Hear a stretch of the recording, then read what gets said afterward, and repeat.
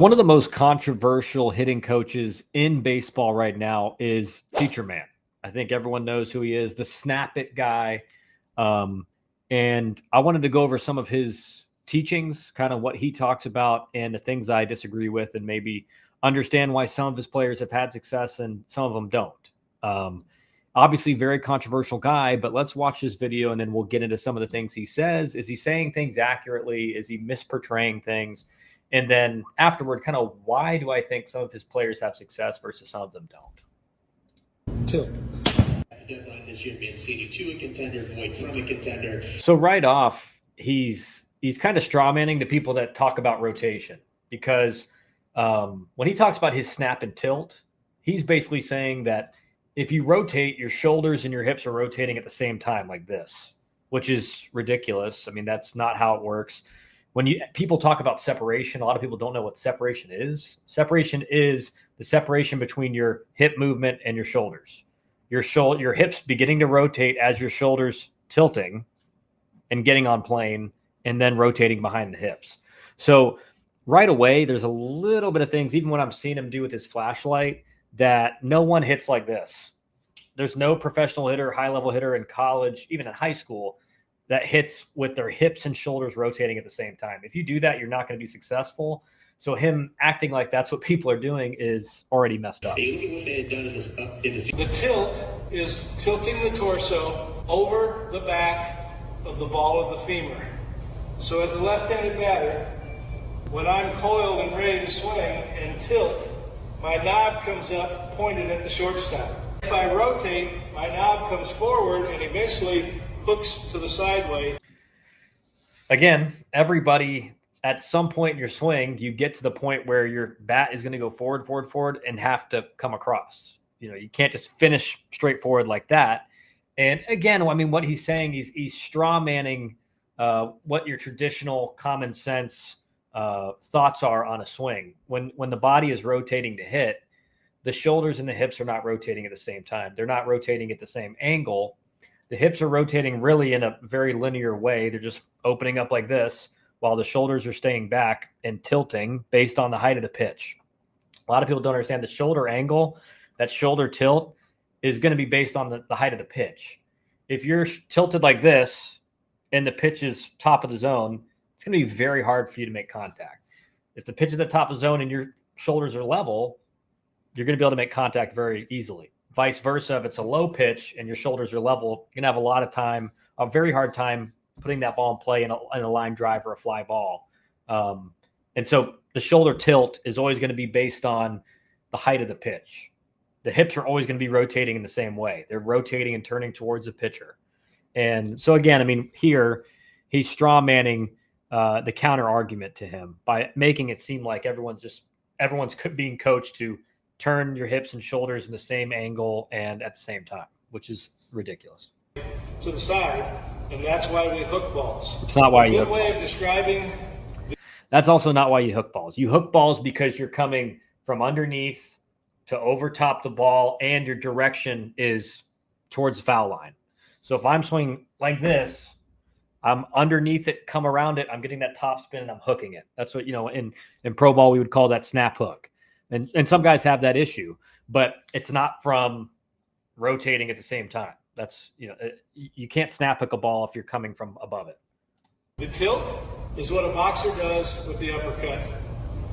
When a boxer uppercuts, he coils and he gets this overlapping movement with his leg driving, his hip coiling against his leg, and then he does that. And when I do the tilt and the snap, my barrel gets right to the ball instantly. Tilt. Okay, so I've gone over some of the things he said in this video that I don't really agree with, but I do understand. Obviously, Aaron Judge is a guy that's worked with him. Not really many other players that I know of that have worked with them and gone on to be incredible players. But obviously, there's the famous case of Scott Kingery, and a guy who was an amazing hitter all the way up through the minor leagues. He started working with Teacherman, put up big home run years in the minor leagues for signing a $30 million deal before he even got in the big leagues. And then he got to the big leagues, and for years after has just never been the same kind of player, striking out at a super high rate, not putting the ball in play. He was always a very high contact, high average hitter. And then he worked with Teacherman and added some loft to his swing. And that made it, all of a sudden he's hitting home runs. He looks like one of the best players coming up in the minor leagues. So I want to use Scott Kingery as a case study on what could have happened to all of a sudden take him from he was a great hitter, now he's a superstar level hitter hitting bombs, to really bad. How does that happen? So my guess, and obviously I was the same kind of hitter as Scott Kingery at first. I mean, he always had a little bit more pop than me, but he wasn't a big time home run guy. And my guess is this: Kingery had a very direct to the ball, maybe even a little bit steep swing, which is always going to prevent you from hitting for as much power as you possibly could. If you're consistently meeting the ball on a downward angle, on that negative attack angle, it's going to be very hard for you to drive the ball in the air, backspun, for home runs. That's just how it is, because you're meeting the ball. Your highest exit velocities are always going to be at a very low launch angle. And that doesn't mean you can't have a lot of success as that type of hitter. He did. He hit over 300. I mean, he was a great hitter in the minor leagues, but it is going to negate your power numbers, what your potential power numbers could be. So my theory is that that's how, Kingery had that kind of swing. He was, slightly steep, level type swing. And all of a sudden he starts working with Teacherman. And what's going to happen when you're a guy that has a little bit of a steep swing, or even like a close to a level swing, and you start doing this, that attack angle is going to quickly go from negative to positive, meaning you're meeting the ball on a slight upward angle. Your bat's coming up to the ball when you're making contact. And my guess is that doing these drills allowed him to get to that positive attack angle.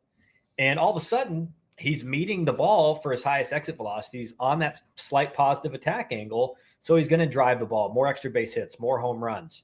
What ends up happening, though, and this is my theory, is that when you do this for years and years and years, you do this for 3 or 4 years in a row, and these are drills you're doing every day, eventually that attack angle keeps getting more and more positive, bigger and bigger, bigger and bigger, until all of a sudden it becomes a detriment.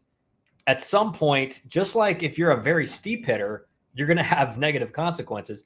If your attack angle is very positive, I mean, you're coming up like this to the ball, you're going to have a lot of swing and miss. You're going to have huge issues making consistent contact.